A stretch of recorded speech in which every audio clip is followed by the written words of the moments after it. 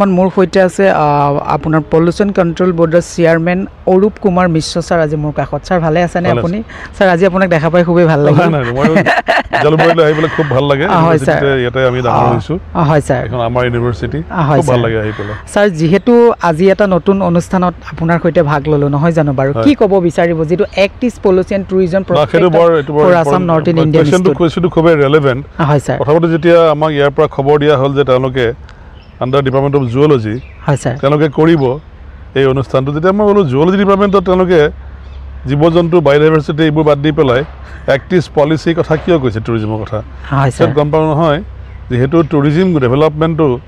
মানুহ বাহিৰৰ পৰা আমি আকৰ্ষণ কৰি আনি পেলাই তেওঁলোকক এটা ভাল সুস্থ সবল পৰিৱেশ দিয়া তাৰ লগতে আমাৰ ৰাজ্যৰ অৰ্থনীতি বিকাশ কৰা এই কথাবোৰৰ লগত নিশ্চয় জুলজিৰ ল'ৰা ছোৱালী জড়িত থাকিব লাগে আৰু টুৰিজিম মেনেজমেণ্টটো এটা কাৰো কোনো এটা ডিপাৰ্টমেণ্টৰ কথা হ'ব নোৱাৰে সকলোৱে মিলি পেলাই হয় গতিকে মই ইয়াৰে মুৰব্বীক ক'লোঁ যে ডেফিনেটলি আমি আমাৰ ফালৰ পৰা সহায় কৰিম যিখিনি পাৰোঁ আৰু মই আহিম ২৭ তাৰিখে মই আহিম আজি ইয়ালৈ আহিলোঁ আহি পেলাই যিখিনি মানুহক লগ পালোঁ আটাইখিনিয়ে আমাৰ এই ধৰণৰ যিবোৰ কথা বতৰা চলি আছে ১৯৯১ চনত যেতিয়া প্ৰথমতে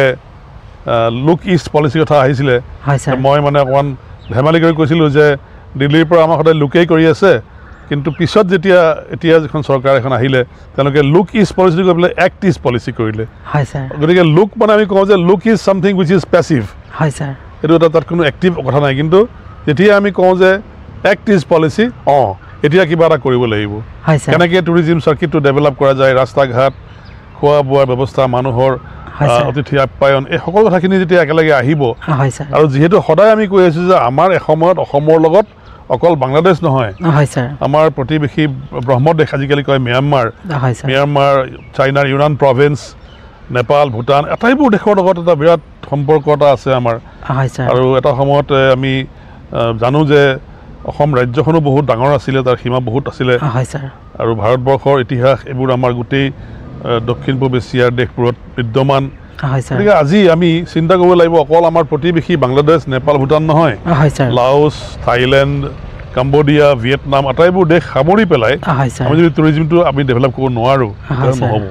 ছাৰ এইখিনিতে মই এটা প্ৰশ্ন সুধিছোঁ যিহেতু আপুনি পলিউশ্যন কণ্ট্ৰল বৰ্ডৰ এজন চেয়াৰমেন হয় যিহেতু আজি অলপ দিনৰ আগত যেতিয়া গুৱাহাটীখন আমাৰ কিহত পৰি গ'ল মানে ছেকেণ্ড পলিউটেড এখন চিটি হিচাপে গণ্য কৰা হৈছে নহয় জানো বাৰু ইয়াৰ ওপৰত আপুনি অসমবাসী ৰাইজক কি জনাব মই জনাব লগাখিনি মই সেইদিনাখনত জনাইছোঁ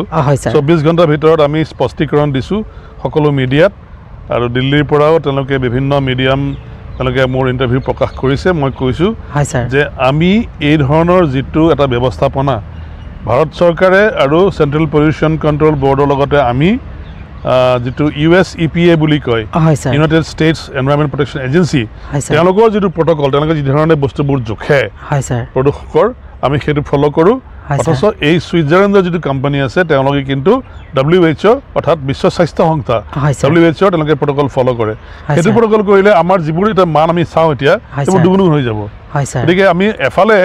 যদি আমাৰ মেচিনটো বেলেগ হয় আৰু আমাৰ যদি লিমিটবোৰ বেলেগ হয় আমি যিবোৰ আমাৰ দেশে কৰি দিছে তেতিয়াহ'লে কথাটো নিমিলিব অৰ্থাৎ তেওঁলোকে কৈছে ১০৪ আচলতে হ'ব লাগে ডিভাইডেড বাই 2 52 মাইক্ৰগ্ৰাম পাৰ মিটাৰ কিউবটো যিটো হয় প্ৰদূষকৰ মাত্ৰা মানে যিবোৰ ভাসমান ধূলিকণা সেই ধূলিকণাবোৰ থাকিলে তাৰমানে একো আমাৰ ক্ষতি নহয় গতিকে আমি অন্য একো বাদ দিলোঁ মই এজন সাধাৰণ মানুহ হিচাপে কৈছোঁ যে একো মেচিন জনবৰি নোহোৱাকৈও আমি চাব লাগিব যে যোৱাকালি পৰহি যিটো সময়ত তেওঁলোকে কৈছে খুব বেছি বুলি ইণ্ডিয়াৰ ছেকেণ্ড হাইয়েষ্ট বা ৱৰ্ল্ডৰ ছেকেণ্ড হাইয়েষ্ট তেতিয়া আমাৰ মানুহবোৰৰ কি হৈছিলে মই মেডিকেলৰ প্ৰিন্সিপালক ফোন কৰিলোঁ বন্ধু তেওঁ কৈছে এটাতো পেচেণ্ট অহা নাই আমাৰ ব্ৰংকাইটিছ এজমা এইবোৰ পেচেণ্টৰ সংখ্যা অস্বাভাৱিক ধৰণে বাঢ়ি যায় স্কুল কলেজৰ প্ৰিন্সিপালবোৰে কৈছে হেডমাষ্টাৰ স্কুলৰ কৈছে যে ল'ৰা ছোৱালীৰ পৰীক্ষা চলি আছে সুন্দৰকৈ আহিছে চিৰিয়াখানাত সেই দেওবাৰটোত আৰু আমাৰ যিটো নতুনকৈ নিৰ্মাণ কৰা আছে উদ্যান এখন নদীৰ পাৰত ব্ৰহ্মপুত্ৰত পানবজাৰত তাত মানুহৰ ভিৰ দেখিলে মই নিজ চকুৰে দেখিছোঁ ইমান দীঘলীয়া শাৰী 1 কিলোমিটাৰ দীঘলীয়া শাৰী মানুহ ল'ৰা ছোৱালী লৈ পেলাই পিকনিক খাবলৈ গৈছে নেহেৰু পাৰ্ক লতা শিল ফিল্ড চিৰিয়াখানা যদি আমাৰ ইমানেই দেশে পৃথিৱীৰ দ্বিতীয় শ্ৰেষ্ঠ আমাৰ যদি হয় মানে নেগেটিভ ছাইডৰ পৰা তেতিয়াহ'লে আমি আচলতে সেই সময়ত বহুত মানুহ মৰিব লাগিছিলে উশাহ নিশাহ নাপাই পেলাই যিটো সম্পূৰ্ণ এটা মিছা কথা পিছত খবৰ কৰি গম পোৱা গ'ল যে এইটো এটা এয়াৰ ফিল্টাৰ এয়াৰ পিউৰিফায়াৰ যিবোৰ আছে সেইবোৰ বিক্ৰী কৰা এটা কোম্পানী আমি চানমাৰী পুলিচ থানাত FIR লজ কৰিছোঁ কোম্পানীৰ বিৰুদ্ধে আৰু অসম চৰকাৰে ৰাষ্ট্ৰীয় আমাৰ দেশৰ মিনিষ্ট্ৰীলৈকে লিখিছে ভৱিষ্যতে এই ধৰণৰ কথা নহয় নিয়মটো হ'ল যে আমাৰ স্থানীয় আমাৰ প্ৰদূষণ নিয়ন্ত্ৰণ পৰিষদ অৰ্থাৎ মোৰ পাৰ্মিশ্যন নোহোৱাকৈ কোনো ইণ্টাৰনেশ্যনেল এজেঞ্চি আহি পেলাই বা ৰাষ্ট্ৰীয় এজেঞ্চি আহি পেলাই তেওঁলোকে এটা বস্তু প্ৰকাশ কৰিব নোৱাৰে পাব্লিকৰ কাৰণে মানুহক আভুৱা ভৰা হয় ভুল কৰা হয় আৰু তাৰ পৰা আমাৰ শিক্ষা দীক্ষা আমাৰ টুৰিজিম ক্ষেত্ৰত বা অন্য ক্ষেত্ৰত বহুতখিনি ক্ষতি